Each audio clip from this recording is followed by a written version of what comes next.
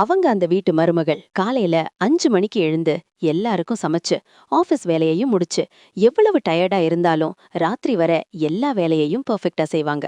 உடம்பு சரியில்லைனா கூட ரெஸ்ட் எடுக்க மாட்டாங்க. ஏன்னா அப்படி செஞ்சா தன்னை நல்ல மனைவி நல்ல மருமகள்னு சொல்ல மாட்டாங்களோன்னு பயம். இந்த மன அழுத்தத்தை தான் உளவியலாளர்கள் குட் வைஃப் சிண்ட்ரோம்னு சொல்றாங்க. இந்த சிண்ட்ரோம் ஒரு மனநிலை. இதில் ஒரு பெண் தன் குடும்பத்தின் எதிர்பார்ப்புகளுக்காக சொந்த சந்தோஷம் வசதி தேவைகளை தியாகம் செய்றாங்க. ஆனா இப்போதைய பெண்கள் தங்களுக்கு மதிப்பு கொடுக்க கத்துக்கிட்டாங்க. ஆனாலும் சில பெண்கள் இன்னும் நல்ல மனைவி பட்டம் வாங்க வலியை அனுபவிக்க விரும்புறாங்க.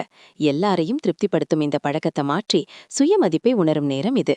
இந்த சிண்ட்ரோம்ல இருந்து விடுபட 5 வழிகள் இருக்கு. குற்ற உணர்ச்சியால எல்லாத்துக்கும் சரின்னு சொன்னா அது உங்கள மன ரீதியா சோர்வடைய செஞ்சிடும்.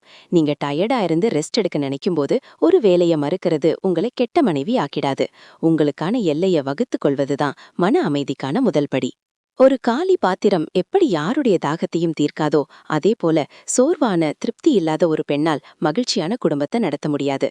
உங்க பொழுதுபோக்குக்கு நேரம் ஒதுக்குங்க. உங்க ஆரோக்கியத்தை கவனிச்சுக்கோங்க. மற்றவங்களோட தேவைகள் மாதிரி உங்க தேவைகளும் முக்கியம்னு புரிஞ்சுக்கோங்க. வீட்டு வேலை எல்லாத்தையும் தனியாளா செஞ்சு சூப்பர் உமன் ஆக வேண்டாம். உங்க கணவர் குழந்தைகளை சின்ன சின்ன வேலைகள்ல ஈடுபடுத்துங்க. பொறுப்புகளை பகிர்ந்துக்கும் போது உங்க சுமை குறையிறது மட்டுமில்லாம மத்தவங்களும் தற்சார்புடன் இருக்க அது உதவும். இந்த சோஷியல் மீடியா காலத்துல நாம மத்தவங்களோட பெர்ஃபெக்ட் வாழ்க்கையோட நம்மள ஒப்பிட்டுக்கிறோம். ஒவ்வொருத்தரோட போராட்டமும் வேற வேறன்னு ஞாபகம் வச்சுக்கோங்க. உங்க சின்ன சின்ன வெற்றிகளை கொண்டாடுங்க. பெர்ஃபெக்ட்டா இருப்பதை விட சந்தோஷமா இருக்க உங்களுக்கு நீங்களே வாய்ப்பு கொடுங்க. நீங்க ஒருத்தரோட மனைவி அம்மா மருமகளா ஆகிறதுக்கு முன்னாடி நீங்க ஒரு தனி நபர் என்பதை மறக்காதீங்க. உங்க படிப்பு வேலை அல்லது உங்களுக்கு சந்தோஷம் தரும் கனவுகளை விட்டு கொடுக்காதீங்க. உங்க அடையாளத்தை நீங்க மதிக்கும் போதுதான் சமூகமும் குடும்பமும் உங்களை மதிக்க ஆரம்பிக்கும். குட் வைஃப் சிண்ட்ரோம்ல இருந்து விடுபடுறதுனா குடும்பத்தை விட்டு விலகிறதுனோ பொறுப்புகள்ல இருந்து தப்பிக்கிறதுனோ அர்த்தம் இல்ல. உறவுல உங்களுக்கு நீங்களே சமமான இடத்தை கொடுக்கறது தான் முக்கியம்.